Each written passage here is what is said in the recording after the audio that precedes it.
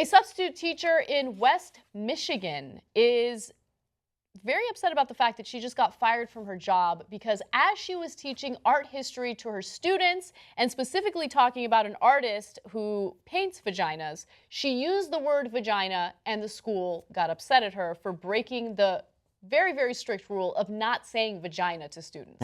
Okay, this happened at a middle school in Battle Creek, and Allison Wint, who had been teaching art history at Harper Creek Middle School since January, says she was speaking about a broader topic of controversy in art when she held up reproductions of paintings by Georgia O'Keeffe, some of which have been seen as erotic. Imagine walking into a gallery when O'Keeffe was first showing her pieces and thinking, am I actually seeing vaginas here? Am I a pervert? I'm either a pervert or this woman was a pervert. So that was the statement that she made to the students. And I don't know how the principal found out that she used this terrible word, vagina, but she immediately told the teacher, that she needed to pack her bags and leave. And that's what she did. Yeah, she should have said something like, your hoo-ha. Does this look like a hoo-hoo? Or like something really, really dignified in an art history discussion, such as like, your wee-wee. Or your Harper Creek, or wherever they are. Or a little man in a canoe. Yeah, exactly. I mean, I don't understand why it's a big deal. She didn't say pussy, she said vagina, which is the correct term for that part of the body. Yeah. And if you're teaching art that has some sort of exotic element, or erotic element, that's what I meant to say. If it has an erotic element, then that's literally the best way you could refer to that body part without being offensive, without being controversial, without doing something that would raise red flags. Now, in order to teach any type of sex ed, you need to get permission, but she wasn't teaching sex ed. She was specifically talking about this artist, this artwork, and some of the controversy behind it. If parents can't handle their middle school students or middle school kids learning about these things, they should really consider the fact that they've already watched pornography online. Oh, yeah. Right? And then some. I remember being in 6th grade and there was like a porno magazine with like a vagina in it that like just was dirty, and like guys were like, look, this is what it looks like. It doesn't look like the cartoon in the book at all. Like that's what all I had until I was way too old to see it for the first time.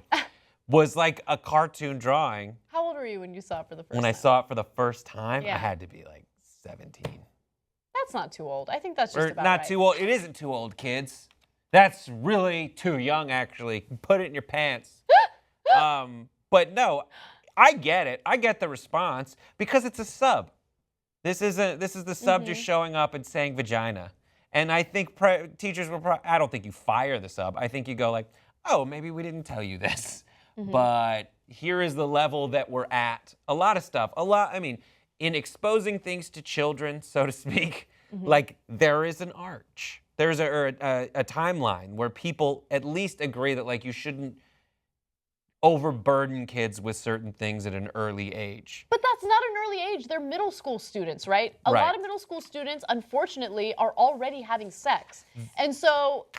Probably because we're withholding the education until a later age. That's right. And I worry about the way kids are educated about sex. And if we don't educate them through our school system and do so with professionals who know what they're talking about, they're going to get educated through porn. They're going to get educated through what their friends tell them. And I think that's much more damaging than an art history substitute teacher saying the word vagina. Their heads aren't going to explode if they hear the word vagina.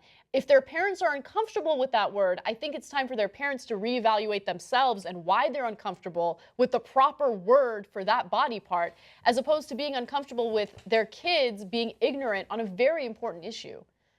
But what if this teacher just showed up and was like, you know what we're supposed to be talking about today is like Jackson Pollock. But today I'm bringing my Georgia O'Keeffe paintings because these kids need to know everything. And she knows, maybe she wants to be the cool teacher by saying like, Vagina Day, guys, I'll get you involved. And there is that implicit agreement that you have to sign something if you're going to talk about sex education. And the sex education, there's sexual stuff involved in the education she's doing. So maybe you could make an argument. I don't think you fire this teacher. I think you pull the teacher aside and you say, listen, I get it. Much of art is sex. And I understand what you're going for here. We have rules at this school. We can have a discussion about changing the rules, but at least it's incumbent on us to tell you what they are. Yeah. And give you the benefit of the doubt, like, yeah, that's one of the best kinds of, I mean, if I'm in 8th grade, I love that day. And I'm sure that the reason that either there was a stinky rat in the class who just ratted her out and was a square, but I'm sure there was like some kids who were like, we talked about this really cool thing. I'm interested in art today because it has to do with something taboo. And that's what art is. Exactly what Georgia O'Keeffe was doing. Yeah. Is finding a way to put this before people, this taboo idea of the female reproductive organ through the guise of a beautiful flower. And that's what happened in this classroom.